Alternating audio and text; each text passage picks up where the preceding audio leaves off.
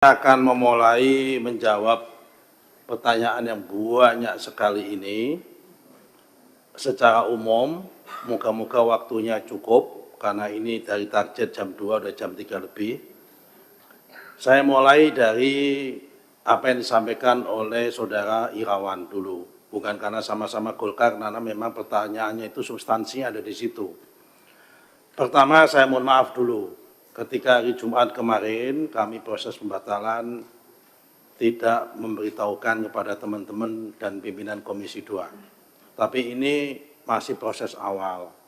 Nanti ada proses selanjutnya, insya Allah akan kami undang teman-teman Komisi 2 dan pimpinan Komisi 2. Mungkin kalau Komisi 4 kemarin waktu meninjau ke sana momentumnya pas kunspek. Nah, mungkin pas ada kunspek kita samakan di situ atau bagaimana ini kita atur bersama. Karena itu saya mohon maaf yang hari Jumat kemarin karena memang kami butuh quick respon untuk mengembalikan kepercayaan publik, sehingga kami mohon maaf tidak sempat ngasih tahu kepada Pak Ketua dan Bapak-Bapak yang lain. Kenapa cuma 50? Ya itulah Pak, tadi saya katakan prosesnya memang tidak gampang untuk membatalkan satu sertifikat itu karena katun. Keputusan tata usaha negara itu memang harus mengkonfirmasi satu persatu. Itu pun dari yang 50, ada mereka yang tidak rela dibatalkan. Dan itu kami paksakan. Dan memang ada potensi dan celah untuk mereka untuk melakukan gugatan ketun. Tapi kami yakin kalau ditun itu kita kuat karena memang fakta materialnya memang mendukung untuk itu dibatalkan. Itulah Bapak-Bapak sekalian, saya terima kasih sekali sama Pak Irawan mengingatkan ini. Kenapa kalau orang Jawa bilang kita tidak bisa saedek saenyek langsung batal semua, itu nggak bisa. Karena memang proses tata usaha negara itu harus kita lalui. Bahkan kami kan menggunakan jangan sampai kita itu ingin memberantas kebatilan tapi dengan menggunakan cara yang batil juga kan nggak boleh. Kita harus dengan memberantas kebatilan tapi dengan cara yang baik dan cara yang benar begitu. Itu karena itu memang dari situlah prosesnya. Saya terima kasih sekali diingatkan sama saudara Irawan karena memang itulah harusnya proses yang harus dilalui adalah melalui itu. Mengenai masalah tindak lanjut pidana, Bapak-bapak sekalian, saat ini pihak APH sudah masuk. Jadi tanpa kami melakukan proses tindak lanjut ke pidana pun, APH memang sudah melakukan inisiasi di bidang itu.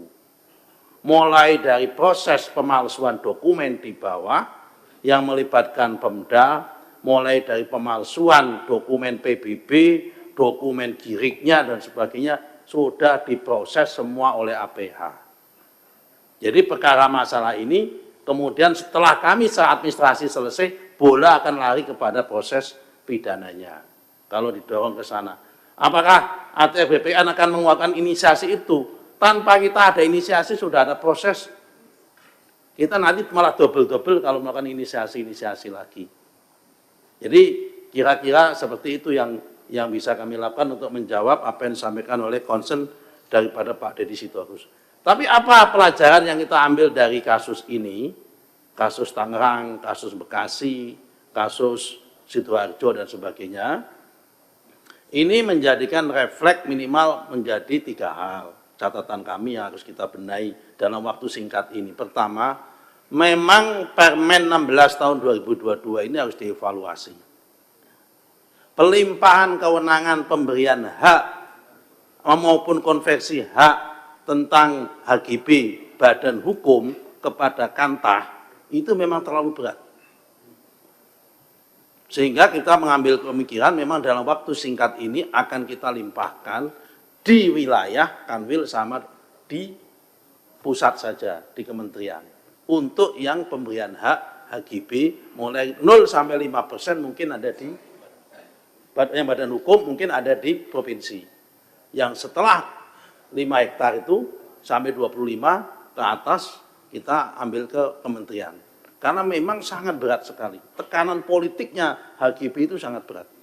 Apalagi kalau daerah-daerah di kota-kota besar yang mempunyai tingkat nilai ekonomi tinggi, pemberian HGB jangankan setengah hektar, jangankan 1-2 hektar, setengah hektar saja Kalau itu di Jakarta, kawasan-kawasan yang tadi disebut oleh Pak Ketua, itu tekanan politiknya tinggi.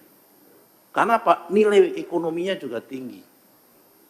Dan kadang-kadang memang ada kakantah kita yang kuat menghadapi tekanan, ada juga yang tidak kuat menghadapi tekanan. Karena tadi memang kalau kita bicara masalah kasus Tangerang, belajar dari situ, secara prosedur, secara legal, secara yuridisnya lengkap kap secara administrasi. Jadi ada juga mereka membayar PBB juga, ada PBB-nya. Saya nggak tahu juga kenapa laut ada PBB-nya. Jadi ini kalau memang ini melibatkan banyak pihak, ya memang betul melibatkan banyak pihak. Ada sertifikat gizinya, ada dokumen keterangan, ada lengkap. Secara prosedur maupun secara yuridis tidak ada yang dilalui. Kami sudah periksa satu persatu. Karena sebelum membatalkan itu kami memeriksa satu persatu.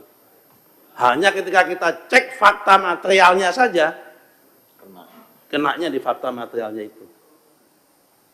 Nah, ngecek fakta material ini kan harus dicocokkan, dipanggil dulu dan sebagainya. Itu pun banyak sekali ketika kami selesai sholat Jumat, ada beberapa SAM yang kami batalkan, saya di demo.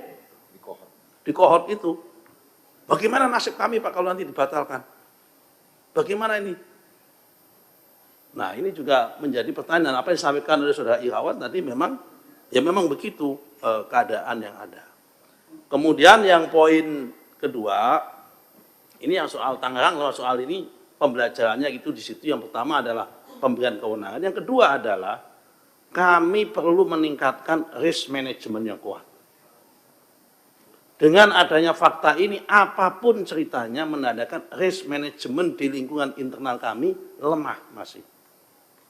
Berangkat dari sini, kami akan mewajibkan semua pejabat yang punya otoritas, baik itu kasih maupun kepala kantor, maupun kanwil, maupun kabid, maupun direktur, maupun dirjen, mulai tahun ini akan kami wajibkan harus ikut dan wajib lulus pelatihan sertifikasi manajemen risiko.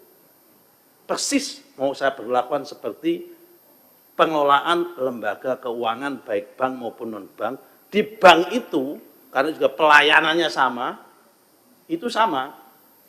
Yang namanya kepala pimpinan cabang bank itu wajib lolos sertifikat manajemen risiko. Karena mengelola duit uang ini sama aja, ini mengelola aset orang.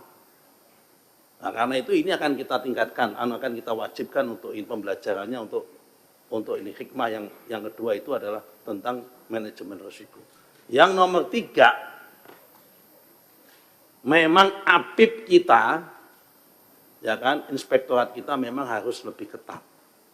Kalau tadi ada usulan-usulan seperti perlunya ada penik Hakum di dalam Dirjen Gakum, kemudian perlunya ada peradilan pertanahan untuk percepatan dan sebagainya, itu bagi kami bonus kalau ada itu.